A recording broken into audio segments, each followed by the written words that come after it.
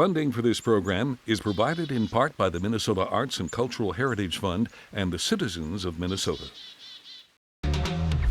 Our Town, the show about Rochester, learns about the local sales tax referendum with City Administrator Alison Zelms. And we hear about a podcast centering women's health and pop culture. We also find out more about the work of the statewide Health Improvement Partnership and check out a group exhibition at the Rochester Art Center. All that and more coming up next on Our Town, the show about Rochester.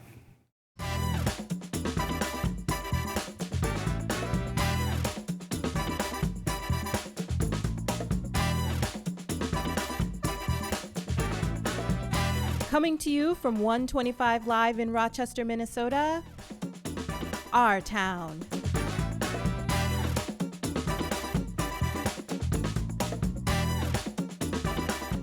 During this fall's special elections, Rochester voters are being asked to consider renewing the local sales tax. A half-cent local sales tax has been used in the city since 1983 when it was first approved by voters, and it was last renewed in 2012. Here to tell us what we need to know about the referendum and the city's investment plan is City Administrator Alison Zelms. Welcome back to Our Town, Alison. Thanks, it's good to be here. Nice to see you again. So to kick us off, can you tell us a little bit about what the goals of the local sales tax referendum are and what challenges is it seeking to address? Sure. Well, as you mentioned at the intro, we have had the ability to invest in infrastructure for quite some time with sales tax in Rochester. So the main goal is to really be able to continue to invest and reinvest with that critical source of revenue for economic vitality, housing, street reconstruction, looking at being able to build out and continue to reinvest in our flood control and water quality system, and then be able to make a new investment in sports and recreation that is sort of overcrowded right now. We're a growing community, so we really do need to try to keep up with that growth, and this is one way to do that. Yeah, you listed a few of those investment projects and opportunities. Can you briefly walk us through the four sort of key projects that this investment would go through if approved? Sure. So that all adds up to $205 million, which sounds like a lot of money, and it is, but these are really big challenges that the city's facing, right? So economic vitality would focus most of the $50 million for that towards housing. We know that we are very short of housing of all types in Rochester. The Maxfield study says we need 18,000 more units by 2030, and a lot of those are for seniors, investing and reinvesting in existing affordable single-family housing, but we also still need some multifamily for rental. So we're short of all kinds of housing. We have some critical needs there and not very many flexible funding sources to be able to really attack the problem. So that's that economic vitality. The other smaller portion of that would go towards workforce development. We need to have our local folks skilled up to be able to fill the new types of jobs that are available in order to be able to keep, attract, and retain growing businesses in Rochester. So that would also help with the housing problem if folks have more skills to be able to take new jobs that come to Rochester. The second project, no particular order, is $50 million for road reconstruction. That would be a new opportunity to invest with the sales tax. Although we have had some transportation components in prior sales tax extensions, this would be for roads throughout the community. So we have over 100 miles of roads that are 50 years or older. And that's kind of the time where you start needing to do a full reconstruction of the road. And that's different than what you see when we go and peel off the top and then do a new layer. That's the full meal deal. Then $40 million to continue to reinvest in flood control and water quality, which is really important. We have areas of town that are not actually protected, and we're seeing localized flooding, and we're seeing different types of rain events in Rochester. And then $65 million for a new regional sports and recreation complex that we talked with the community about since February, that's got more multi-use indoor and outdoor courts and field space. That's quite a bit of projects. It feels really comprehensive, though. I know there have been some critiques about the referendum being posed as a single question, and especially if voters aren't understanding all of what's going into that, because the issues are so multifaceted and important. What will happen if the local sales tax isn't extended, and what impact will that have? Well, that would be new for Rochester for 40 years. So it would be really challenging to be able to accomplish those types of projects at the speed with which we would be able to do them if the sales tax was extended. So we would need to be having conversations. I'm sure the City Council would be looking at how do we continue to keep up with that. The challenge is that the local sales tax is shared beyond our community. So about 43% of that $205 million, so $88 million would come from non-residents. If we don't have that source of revenue, most of our other options are really locally focused and for local property owners. What will the tax impact be? Yep, so it's just a renewal. So it would be that same 50 cents for every $100 that's taxable. Not everything is taxable. Where can people learn more about the referendum and just getting ready to vote? Sure, renewrochester.org is up and running and has a lot more information than what I shared if it's something that you're interested in. Early voting has started, so early in-person and absentee balloting is happening at the Campus Drive office for Olmsted County. Of course, November 7th, you can also vote in person at your polling place. That's what we just want to make sure people are aware that this is an extension, not an increase in the sales tax, and what the investment would provide. Wonderful. Thank you so much for joining us, Administrator Zelms. Thank you. Thanks for having me.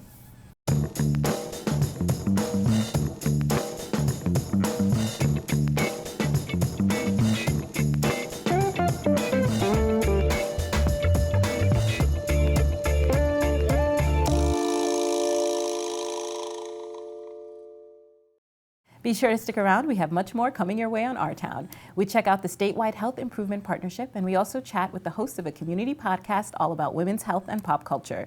But up first, we check out a group exhibition featuring regional, national, and international artists exploring the experiences of living in chronically ill bodies in this week's Our Culture segment.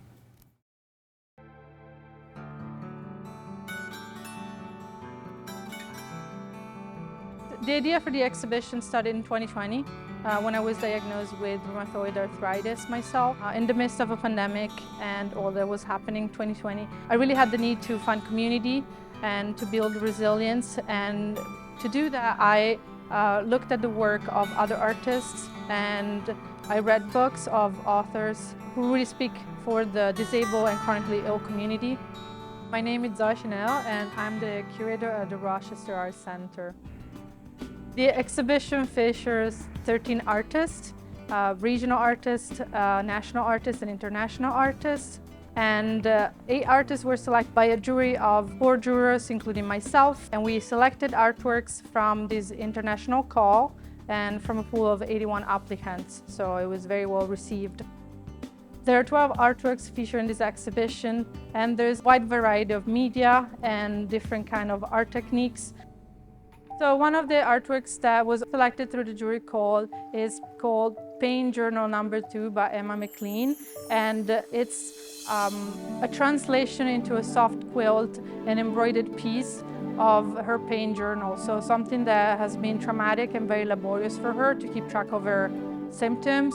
She turned into something comforting in order to heal from trauma and to invite others to see how she feels. So the exhibition features also the artwork Masks, which is a series of prints by artist Brothers Sick, which is a duo composed of Ezra and Noah. The artwork was created in 2020 as a response to pandemic. As we know, masking is very important for the disabled and chronically ill community. The installation at the Art Center is composed by 4 pictures created by the artist, where they stamped masks with really powerful statements. But also we have a participatory component where people can stamp their own masks with 20 words that the artist selected for our visitors. The exhibition features many other artworks that range from photography to textile art to video, and there's something to discover for anyone. Because the exhibition is really trying to provide resources and a sense of community for people who feel the most isolated in times of needs. There is a library section called the Care Library that features books and multimedia resources like podcasts and such for people who can just come and sit and relax and process their own experience and learn more. We have many visitors who are also patients at Mayo or family members of those patients, and they come here to find meaningful experiences that might guide them through difficult times. So the exhibition, being about chronic illness and disability, really hopes to be a moment for people to find themselves, find belonging, find other stories that might represent them, and find community. So there's really something for anybody here. When they come and visit and see the show, they might resonate with the picture, they might resonate with a video piece, they might resonate with a sculpture. So it's a way for, we have all these varieties just to have people find themselves in the art. When you offer vulnerability, people respond and engage. And I think most of all, this exhibition, it's not a display of pain, it's not a display of sadness, but it's really an invitation to start a conversation about topics that are relevant to us all as humans. For more information about this story and other Our Town features, connect with us on Facebook, Twitter at KSMQ #OurTown, or ksmq.org/ourtown.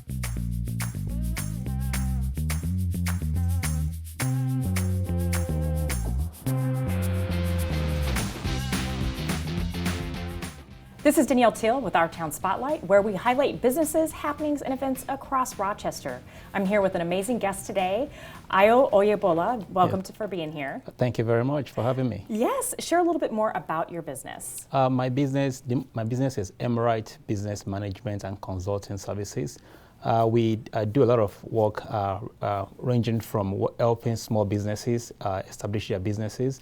And also, I do some work on the diversity, equity, and inclusion space to help organizations to improve their outcome. And also, I do some strategic planning for organizations. I do leadership training. I do leadership coaching. And also, I do some work regarding culture, organizational culture, and also process improvement. Well, you do all the things which are really critical, especially with small businesses. We do need resources in the community for that. Can you share a little bit about how you partner with small businesses and what does that look like? I do work. I work a lot with SBDC, Small Business Development Council, and actually today, I'm having a training coming up today with them. So that's again, we do training with business organizations, and also we help them like one-on-one counseling. Ranging from bookkeeping, accounting, helping them to navigate their journey from they have an idea to starting a new business. You know, and it's very complex, the navigating of establishing a business, creating a business plan, and then really getting integrated into the community.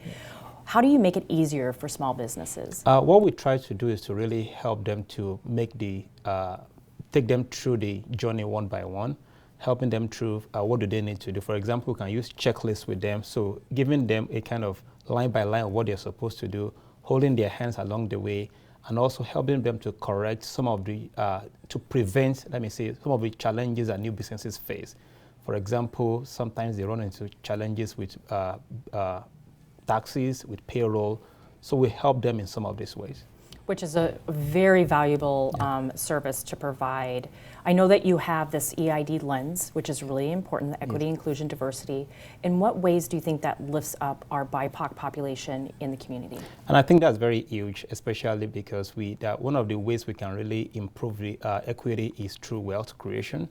And being able to help them through all these challenges, because many of them, sometimes they are afraid of going through this. And helping them to go through that, showing them the way on how to get there is crucial for achieving equity in our community. You're awesome. Thank you so much for being here today. Thank you very much for having me. This is Danielle Teal with Our Town Spotlight.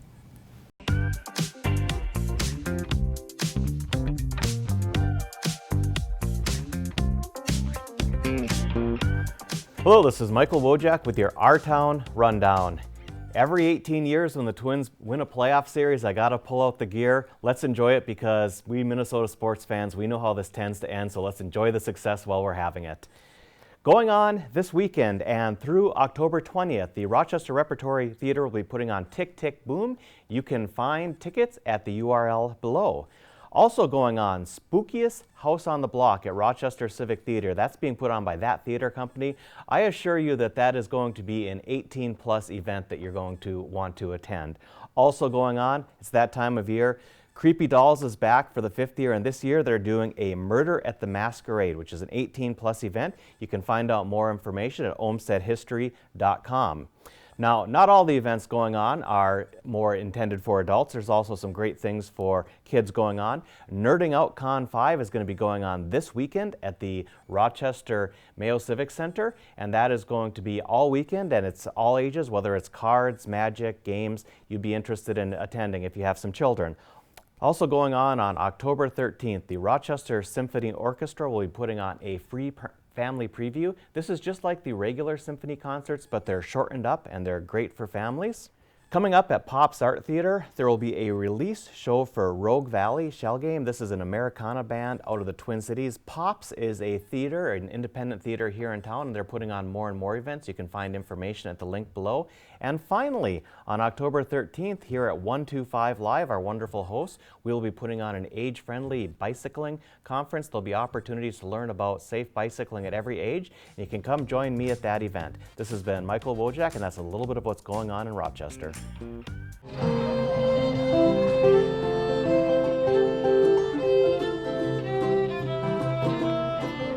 Hi, this is Danielle Teal with Our Town Walkabout. I'm here with Chris Allen at the History Center, Olmsted County. So this is called the Village Agricultural Cooperative Farmers Market, or the Village Farmers Market for short.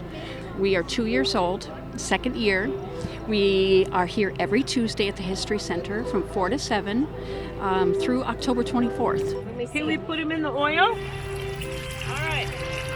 What's the intent of the village? Sure. So the village actually is a way to grow farmers.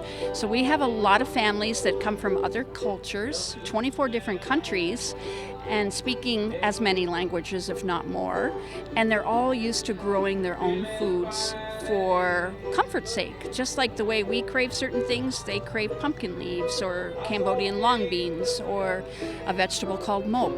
And these are things that are not readily available in the grocery store. If you could find them, they'd be pretty expensive. So our farmers want to grow their own food. So right now we have 6 growing sites, over 11 acres in urban Rochester. Some plots are 3.5 acres, like the one that's just beyond this farmer's market. And in fact, we're just about to build our second greenhouse or hoop house that you can also see in the background to extend the season.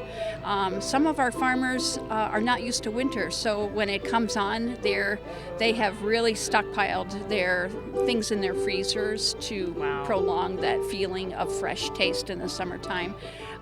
It's so wonderful because it's also building community. What we're doing here is meeting each other, breaking down barriers, creating a sense of understanding amongst all of us that live in Rochester and call it our home.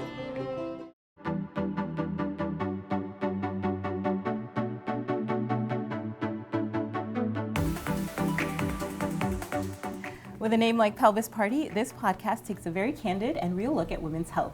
Here to tell us more about this podcast and its impact are Becky Montpetit, owner of Rochester Local, and Dr. Melissa Richards, OBGYN and Division Chair of Hospital and Surgical Services at Olmsted Medical Center.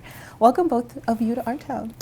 So much for having us. This is really fun. I'm super excited. I listened to like everything. I was so excited about the podcast and its name and everything. But before we get into talking a little bit more about the podcast, can you tell me a little bit about each of your roles? You, Becky, as owner of Rochester Local, and you, Dr. Richards, as OBGYN at Olmsted Medical Center. Sure. And Division Chair. Perfect. Well, my name is Melissa Richards. I am by training an obstetrician gynecologist, and I see women or anyone with a uterus basically between the ages of 13 to 99. And just about anyone who's ever met me understands what an advocate I am for women's health care and people in general to get the health that they need. And then I met Becky. We met about 5 or 6 years ago, and 8 years ago, actually this weekend, I launched a website. Congratulations. Thank you so much.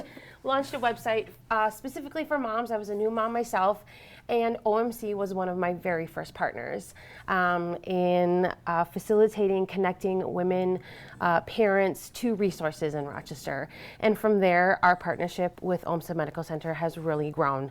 And we are just really hand in hand in the work we do in the community. That's wonderful. I feel like both of your roles as connectors and advocates really fit so well. Rochester Local, Rochester Moms, that was like my platform when I first got here and started a family as well. And the goal, can you tell me a little bit about the goal of the podcast and really how it's empowering listeners?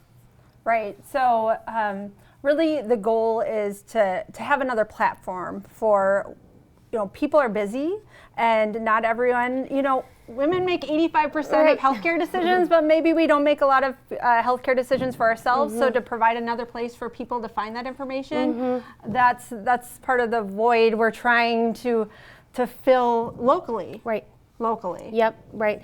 And I think too is there's just been a lot of non-talk about women's health for a long time. Or we might get snippets here, we might get snippets there, or health class this, or maybe not. And misinformation is no information. And just speaking openly about what is happening within our own bodies is really empowering. And I think that that's the whole goal here, is just to open lines of communication. There's no shame in knowing what's going on in your body. Nope. That's excellent. I think there is the prevailing sense, even now, that there's certain things that we don't talk about in terms of women's health. Right. Things are taboo, there's some stigmas around them. And so talking openly about these issues like pelvic health and urinary tract infections, it's like we don't say those things. But how are you creating that open space? I mean, I feel like that's something that really needs to be cultivated. So how do you approach that? That's so funny that we were both almost silent at that moment, because I would say we are together with our partner in crime, Becky Montpetit.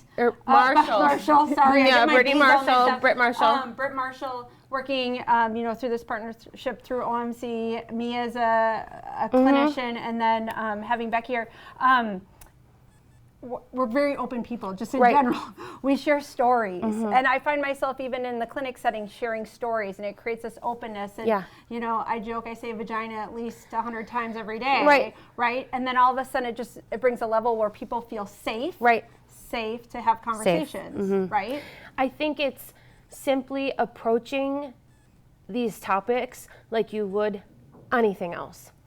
And there is that slight hesitation, and you have to just move beyond it, because you being able to talk about your own health and these topics that you have hesitated about before opens up the opportunity for somebody else to talk about that. Well, what does that do? Well, it just opens up the conversation in general. And these conversations need to happen because they are really important. In some cases, they are life. They're life-changing. Life. We have made healthcare in some areas where that shame is threatening someone's life. And we got to get over it. We just have to get over it. We've got to take care of each other, and this is how we're making that space for people to be able to feel safe. It's exactly right. Yeah, that's so, it's so essential, and it's sort of breaking down all these barriers to understanding, to access, and to openness. So thank you for that work. I know in the description of the podcast online it talks about how it's sort of women's health at the intersection of pop culture. I love pop culture, so I wanted to talk a little bit about that, and what role has pop culture played in sort of shaping our ideas around women's health, and kind of how do you kind of use it in your podcast? I love this question. So I want to go. Please do. I love this question because I love pop culture, and I think pop culture has done two things. One, it's opened up the communication and the conversation, and two, it's given misinformation. And I think that we can use pop culture as a tool to open up further communication. And so we all love our favorite Earth Mama, Gwyneth. And so she's got a lot to say about women's health. And a huge platform. And so we can talk about things that she says.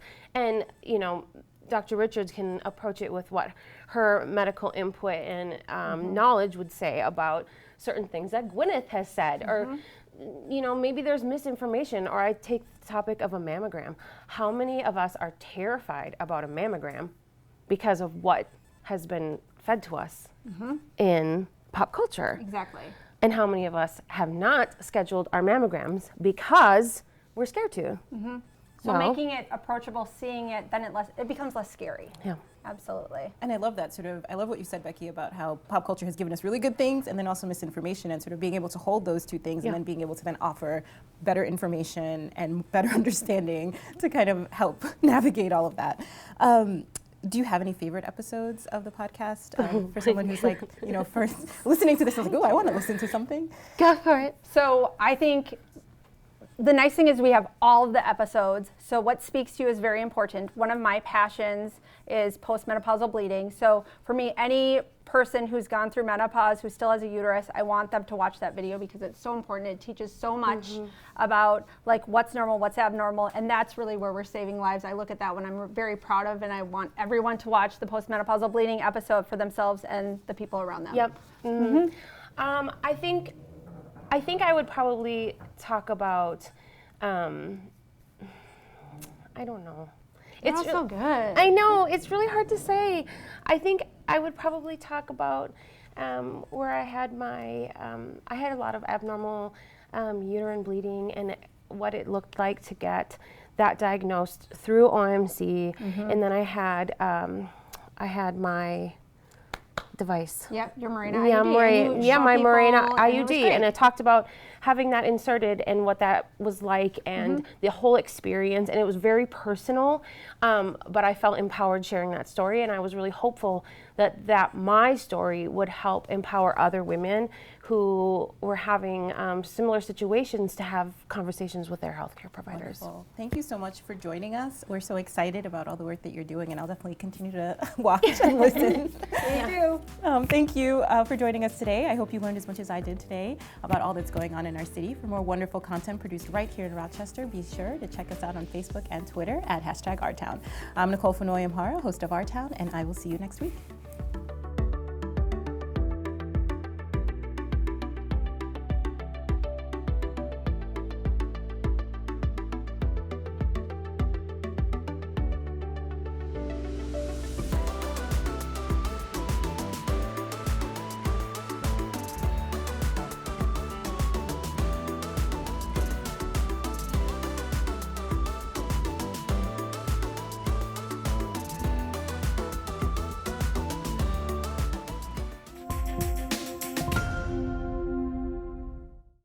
Funding for this program is provided in part by the Minnesota Arts and Cultural Heritage Fund and the citizens of Minnesota.